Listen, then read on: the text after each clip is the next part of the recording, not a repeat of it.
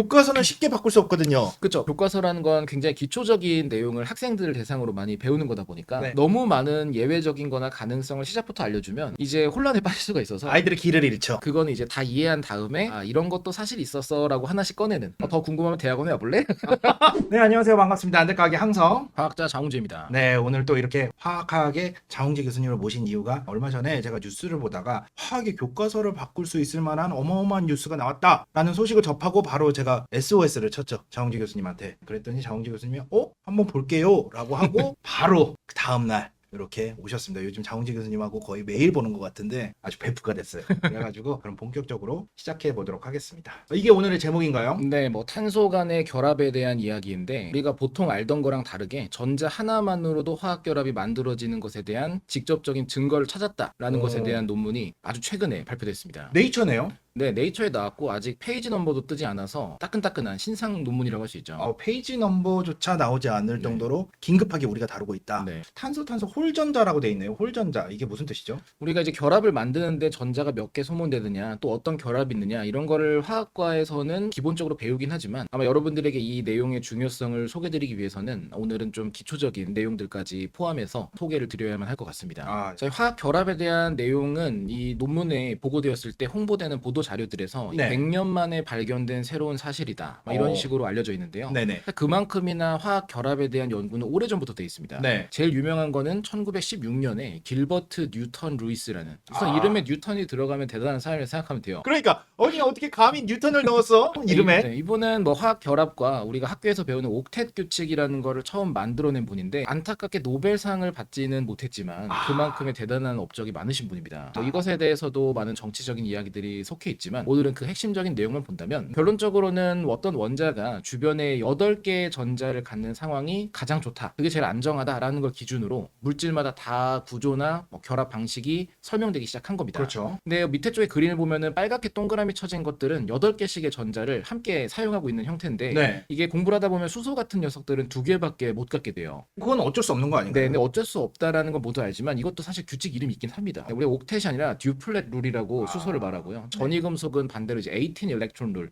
이라고 하는데 우리가 가장 기본적인 것만 보다 보니까 옥텟이라고 보통 말을 하게 되죠. 네. 1916년에 루이스가 이 내용을 발견한 이후에 아직까지는 결합을 말하는 이름은 없었어요. 근데 이거를 알게 된 사람이 얼빙 랭뮤어라는 분이 랭뮤어 많이 들어봤어요. 네, 랭뮤어는 그 본인의 이름을 따고 있는 그 저널까지 있을 정도로 굉장히 유명하신 분이고요. 네. 대외적으로 이제 표면화학이라는 걸 처음 시작한 분으로 알려져 있습니다. 이 랭뮤어란 분이 1919년에 낸 논문에서 제가 이제 첫 페이지를 가져왔는데 네. 루이스의 큐비컬 애톰이라는 티오리를 바탕으로 설명을 합니다. 큐빅은 정육면체잖아요. 그렇죠. 그 정육면체는 꼭지점이라는 그 점이 8개가 있고 네네. 그래 그 8개의 위치에 전자가 있으니까 8개가 가능하다라는 옥텟 규칙이었는데 이걸 기준으로 공유결합이라는 이야기를 처음으로 이제 랭뮤어라는 분이 시작합니다.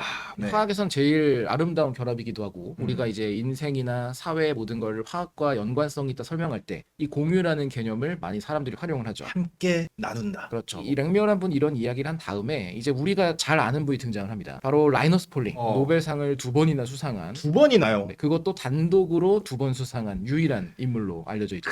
라이너스 폴링이라는 분이 공유결합을 설명하는데 네. 이때는 이미 점점 양자역학이라는 게 확립이 되기 시작했을 때이기 때문에 네네. 그런 상태를 고려해서 공유결합은 2개의 전자가 만든다, 공유한다라고 했지만 이 폴링은 그 1931년 논문에서 1개의 전자만 갖는 결합이나 혹은 3개의 전자로도 이루어진 홀수로 된 결합도 있을 거다라는 것을 예상을 합니다. 기존에 지금 우리가 알고 있는 또 관찰되기만 한 공유 결합은 모두 짝수로만 이루어져 있는 거죠. 그렇죠. 근데 홀수를 예상을 했고요. 그리고 양자역학적인 관점에서 가능할 거다라 했지만 증거가 없었어요. 양자역학은 쉽게 증거를 내밀 수가 없는 거거든요. 그렇죠. 또 화학이라는 분야 특성상 우리가 최소한 원자보다 작은 수준을 봐야 결합이 보일 텐데 그렇죠. 이걸 분석할 수가 없었죠 당시에는. 그래서 이 당시로부터 지금 거의 90년이 넘은 시간이 지난 오늘날에서 이 증거가 처음으로 발견된 겁니다. 노벨상을 2번이나 탈 정도의 학자가 얘기를 했으면은 맞을 확률이 높거든요. 그럴 수 있죠. 근데 또 폴링이라는 분이 워낙 많은 새로운 시도를 한 분이라 예를 들어 건강을 위해 비타민 C를 어마어마한 양을 드시면서 맹신하셨던 과거도 있고 너무 멀리 가시기도 하셨군요. 네네네. 그래서 이제 이 사실이 잊혀져 있다가 발견이 된 거고요. 그래서 네네. 이제 결합이라는 거 그것도 이제 색칠된 걸 보면 시그마 결합이라 써 있는데 이 시그마 결합을 이루는 홀전자라는 건 독특했어요. 결합의 종류가 여러 가지인데 다른 결합은 하나의 전자로 됩니다. 근데 시그마 결합은 안 될 거다라고 사람들이 생각을 했었어요. 시그마 결합이 어떤 건지 한번 말씀해 주실 수 있을까요? 이게 우리가 생각하는 가장 일반적인 결합들의 모습이고 원자들이 연결된 곳마다 전자가 짝수 개수로 채워져 있습니다. 네. 그리고 원소의 종류마다 가장 바깥쪽에 활용할 수 있는 전자 개수가 아래쪽에 보이는 것처럼 다릅니다. 이건 보통 주기율표에 있는 몇 쪽의 원소냐를 기준으로 볼 수 있는데 네. 이런 거를 감안했을 때 얘네들이 어떤 결합을 몇 개를 할 수 있느냐라는 걸 많이 예상을 해왔었죠. 네네. 근데 또 간혹 보다 보면 4개의 전자가 지금 그려져 있는 부분들도 보여요. 2개도 있고 4개도 있고 그렇죠. 네. 가장 유명한 그 벤젠이라는 우리가 네. 육각형으로 그리는 화학의 대표적인 분자의 모습인데 네. 저렇게 4개 전자가 있는 걸 우리는 이중결합이라 부르고 네. 2개 전자만 있는 걸 단일결합이랍니다. 결국 우리는 암묵적으로 2개의 전자가 하나의 결합이다라는 게 보편적인 룰로 적용이 되어 왔습니다. 네네. 자, 왜 그러면 전자가 2개가 되는 게 안정하냐? 왼쪽 그림은 예를 들어서 수소 원자 2개가 가까이 다가와서 네. 결합을 했을 때의 모습을 보여주는 건데 우리는 저 전자의 구름을 흔히 말하는 파동함수, 그렇죠. 수사이라는 걸 표현을 합니다. 네. 그랬을 때 결합이 만들어진 이 오비탈들의 중첩은 파동함수들의 선형 조합이라는 걸로 설명이 가능합니다. 아, 이게 양자역학적으로 이렇게 표현이 되는 거군요. 그렇죠. 다 보어가 이야기하고 했던 내용이죠. 네. 그래서 아까 봤던 랭묘의 논문에도 보어 이름이 등장을 해요. J.J. 톰슨도 등장을 하고 아. 대놓고 말합니다. 누구의 이론 뭐 어떻고 저쩌고 하면서. 그랬을 때 이게 같은 위상으로 와서 겹쳐지면 우리가 밑에 쪽으로 좀 더 안정하게 내려간다라고 볼 수 있는 결합 오비탈이 생기고 이게 반대 위상이면 위쪽으로 쭉 올라가서 서로 다른 색깔로 색칠된 반결합, 엔타이 본딩이라는 게 생깁니다. 당연히 상식적으로 본딩 오비탈에 전자가 들어갈수록 안정하고 네. 결합이 강해질 것이다라고 예상할 수가 있는데 그렇죠. 또 하나의 에너지 준위마다 전자가 2개 들어갈 수가 있어요. 네. 그러니까 2개의 전자가 우리는 하나의 결합이라고 말을 해왔던 거고 네. 저기 하나만 들어간다면 당연히 더 불안정할 수밖에 없습니다. 그렇죠. 근데 이제 오른쪽 그림을 보면은 중간에 탄소끼리 직접 연결되어 있는 파란색 부분 그게 네. 바로 시그마 결합입니다. 시그마 결합의 특징은 직접적인 결합이라고 볼 수 있어요. 네. 우리가 저게 기본이 돼야 되고 그 위에 위쪽으로 빙 둘러서 가고 있는 초록색의 부분 저 부분은 파이 결합이라고 부릅니다. 네. 그래서 시그마 결합도 하나가 있고 파이 결합도 하나가 생기면 우리는 걔네를 이중 결합이라고 부르고 만약에 파이 결합이 하나 더 생기면 삼중 결합이라고 부릅니다. 아. 자, 그래서 이런 형태를 봤을 때 가장 기본적인 게 시그마다 보니까 네. 시그마 결합은 어쨌든 무조건 2개가 생겨야만 해. 그리고 나머지는 뭐 하나 들어오면 1.5 결합, 2개 들어오면은 이중 결합, 3개 들어오면 2.5 결합 이런 식으로 소수점의 결합까지도 많이 이야기를 해왔었습니다. 네네. 자, 근데 이 시그마 결합에 대한 증거를 보게 된 건데 우리가 알고 있는 거의 모든 분자들 그것도 탄소를 기반으로 한 것들은 지금까지 이야기했던 것을 그대로 룰을 따릅니다. 네. 신소재들이라 할 수 있는 그래핀이나 뭐 네. 플러렌이나 그 외에 나와 있는 모든 구조들 또 오른쪽에 나와 있는 복잡한 거는 그 비타민이에요. 이거 비타민 뭔가요? 비타민 B12입니다. 저거를 처음 만든 사람은 노벨상을 받았어요. 오. 전합성이라는 그 토탈 신서시스라는 분야가 시작이 저거를 만들면서 검증이 되면서 노벨상을 받았었던 거예요. 아, 그랬군요. 근데 쟤네들 역시 단일결합, 이중결합 정도만 있지 네. 뭐 1.5니 뭐니 이런 거 전혀 없어요. 우리는 그 존재 자체를 의심도 안 하고 네. 그냥 당연하게 교과서에서 달아왔었던 거고 네. 그것 때문에 이번 증거가 나오니까 야 교과서가 바뀔 만한 발견이다라고 사람들이 말하는 거지만 사실 엄밀히 말하면 교과서가 바뀔 만한 발견은 굉장히 많습니다. 아, 그런가요? 교과서를 안 바꾸는 것뿐이에요. 아, 교과서는 쉽게 바꿀 수 없거든요. 그렇죠. 교과서라는 건 굉장히 기초적인 내용을 학생들을 대상으로 많이 배우는 거다 보니까 네. 너무 많은 예외적인 거나 가능성을 시작부터 알려주면 이제 혼란에 빠질 수가 있어서 아이들의 길을 잃죠. 그건 이제 다 이해한 다음에 아 이런 것도 사실 있었어 라고 하나씩 꺼내는 더 궁금하면 대학원에 와볼래? 아, 포섭해가는 과정이군요. 그렇게 활용할 수도 있을 겁니다. 네. 이 결합이라는 종류에 대해서 사람들이 계속 새로운 발견은 이어지고 있습니다. 네. 예를 들어 우리가 상상하는 것은 왼쪽 위에 있는 기초적인 화학 내용처럼 이 네. 오비탈이나 단순한 결합이지만 네. 뭐 어느 정도 이 과학에 관심 있는 분은 오른쪽처럼 뭐 이온 결합이나 중간에 공유 결합이나 오른쪽에 금속 결합처럼 단순하게 전자의 공유가 전부가 아니다라는 거 아실 거예요. 그중 하나가 밑에 나왔던 발견인데 이거는 작년에 그 네이처 케미스트리라는 저널에 나왔던 건데 우리가 원래대로라면 안정한 그 아로마틱한 방향족을 이룬 것들이 함부로 못 바뀐다 생각했지만 그게 맘대로 바뀌는 것도 확인이 됐어요. 원래 이 모양이 유지가 돼야 되는데 이렇게 네, 다양한 모양으로 바뀌는 바뀝니다. 거죠. 걔네들이 네. 공명도 깨지면서 그래서 네. 계속 새로운 발견들이 이어지다가 이번에 진짜 근본적으로 하나의 발견이 터져 나오게 된 거죠. 네. 그러면 이전까지는 하나의 전자로 된 결합이 없었냐? 그건 아니에요. 있긴 했는데 네. 오늘 주제 제목 보면 카본의 시그마가 나왔잖아요.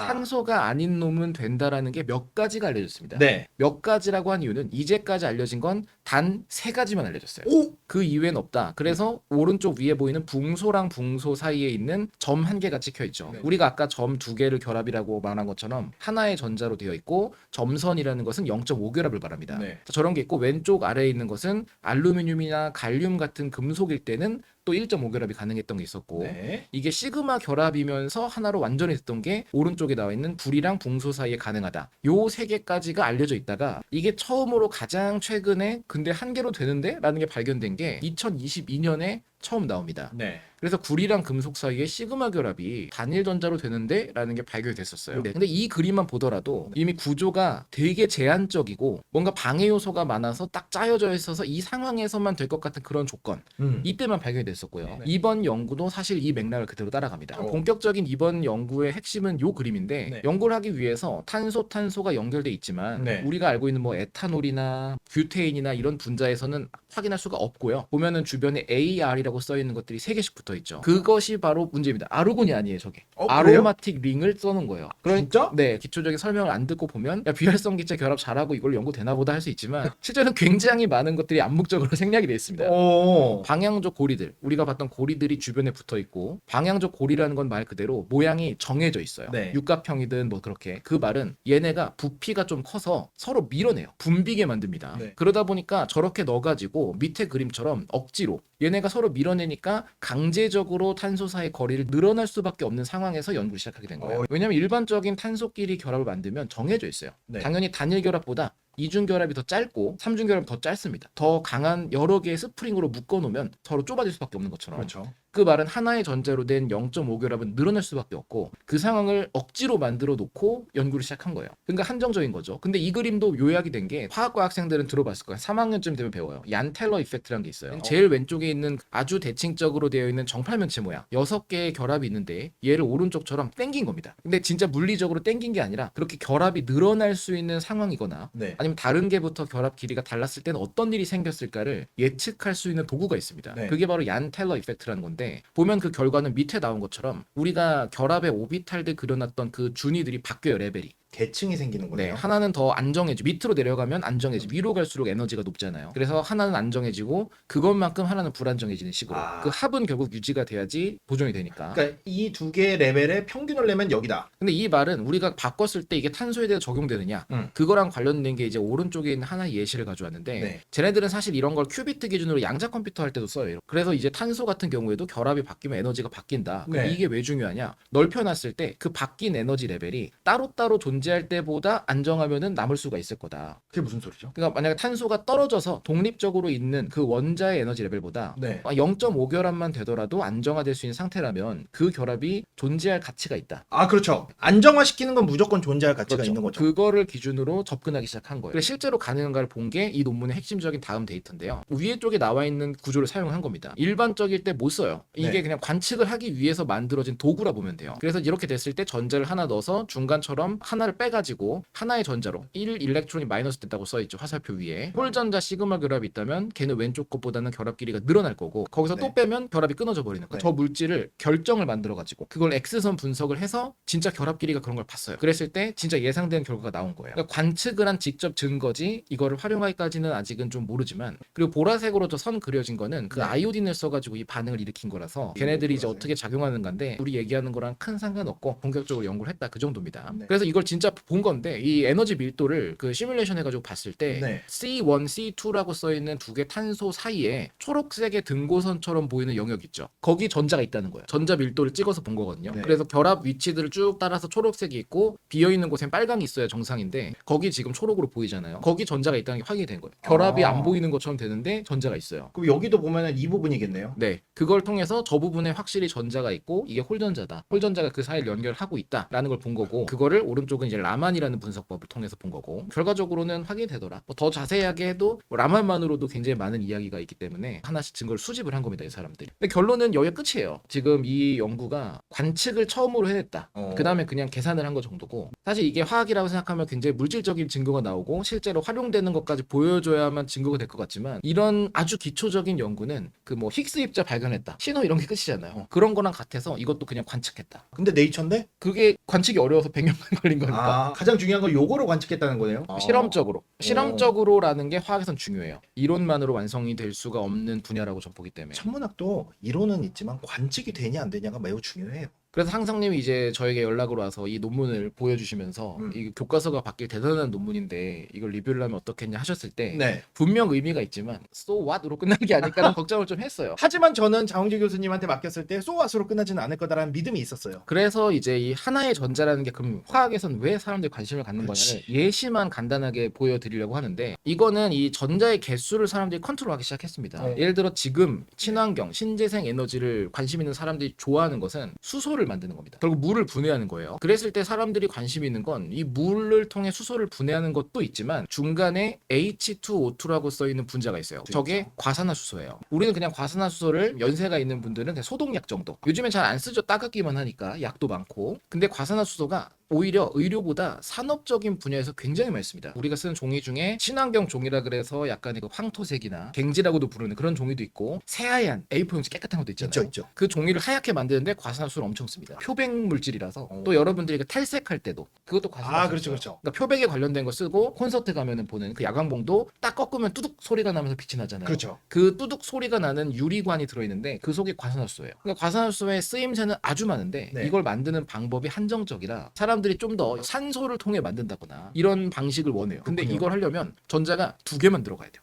2개의 전자를 통해서 산소를 반응시키면 과산수소가 되는데 네. 이 반응이 컨트롤이 안 되거나 전압이 달라서 밑에 화살표 경로처럼 4개 전자가 들어가면 물이 돼버려요. 전자를 컨트롤해야지만 과산화수소가 생긴다. 그래서 이거 2 일렉트론이냐 4 일렉트론이냐 이 방식을 컨트롤할 수 있는 촉매를 찾는 연구도 많이 하고 이게 컨트롤이 되는 걸 찾으면 산업적으로도 가치가 있는 그런 고부가 가치 물질을 만드는 거고요. 오른쪽 그림은 그 색깔이 아름답게 있잖아요. 저희 실험실에서 연구를 한 거예요. 저거는 뭐냐면 그 우리 몸에 있는 퍼옥시데이즈라는 효소의 기능을 모사하는 인공 금속 효소를 만든 거예요. 생명체가 하는 작용을 금속 물질로 그대로 따라할 수 있게. 이런 거 할 때도 전자가 1개 들어가서 작동을 하면 파란색으로 변하는 형태로 관측이 되고 2개가 들어가면 노란색처럼 보이게 돼요. 그러니까 전자의 개수를 조절하는 게 굉장히 중요한데 네. 결합을 만들 때도 중요하지만 만약에 우리가 저거를 결합의 전자 1개냐 2개냐까지 정말 조절할 수 있는 위치까지 갔다. 그때까지 되면은 지금 이게 다야라고 했던 게 정말 엄청난 결과가 만들 수 있어요. 사실 전자 조절이 어렵죠. 우리가 전자 흘려보낸다는 건 몇 몰개 이렇게 넣어서 그 페로데이라는 유닛을 써서 표현하는데 이게 개수 단위로 된다? 이거는 정말 첨단 기술의 극한이 될 겁니다. 1몰의 개수가 6.02 곱하기 10의 23승. 이거를 몇 개 단위로 컨트롤을 한다? 정말 그 정도의 개수는 아니겠지만 물질의 개수 봤을 때도 1개씩 1개 중요하고요. 이것에 대해 성과가 나오기 시작하는 게 우리가 이제 배터리의 종류가 다양하게 나오고 있잖아요. 네. 리튬 배터리를 시작해서 지금은 그런 문제를 해결하려고 막 다른 원소도 쓰고 또 에너지 스토리지하기 위해서 뭐 바나듐이나 이런 물질을 쓰는 플로우 배터리, 흐름 전지도 하고 하는데 이거 이제 3년 전에 네이처에 처음 나온 건데 이건 이제 제목 자체가 레디컬 배터리예요. 그러니까 전자 1개씩 해가지고 이 반응을 통해 가지고 배터리를 구성할 수 있는 거. 그러니까 거기 레디컬이라는 것의 가능성이나 잠재력이 엄청나고 전자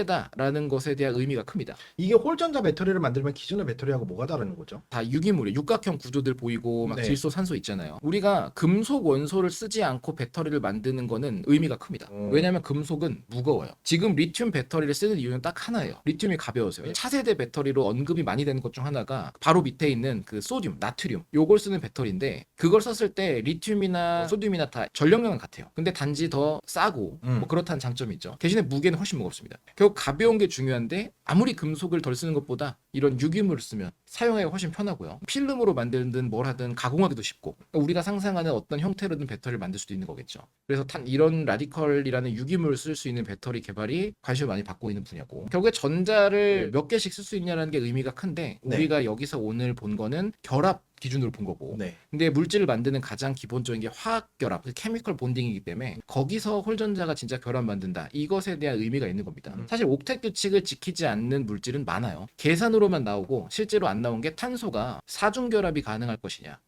지금 교과서는 우리가 오늘도 삼중 결합까지만 말한 것처럼 네. 사중 결합은 불가능하다고 하지만 시뮬레이션에서 그 탄소 사중 결합이 만들어질 수 있는 분자도 몇 개가 도출됐어요. 사실 화학에서 교과서가 바뀔 여지는 굉장히 많고 단지 교과서를 바꾸기 번거로운 것뿐이다. 그때마다 바꾸면 혼란스럽다. 그래서 계속해서 새로운 이야기나 흥미로운 발견들은 나올 거고 그것을 이해하고 따라가려면 아마 기초적인 화학에 대한 내용을 알면 되게 재밌게 볼 수 있을 겁니다. 제가 오늘 장홍재 교수님한테 부탁을 하면서 사실은 어떻게 보면은 이거 네이처에 나왔던 제목이거든요. 속았네요. 소가 때보다 우선 화학적으로는 의미가 커요. 근데 이제 우리 삶에 얼마나 다가올 건가를 보면 아직은 좀 많이 먼 이야기라서 얼마나 멀었나요? 막 50년.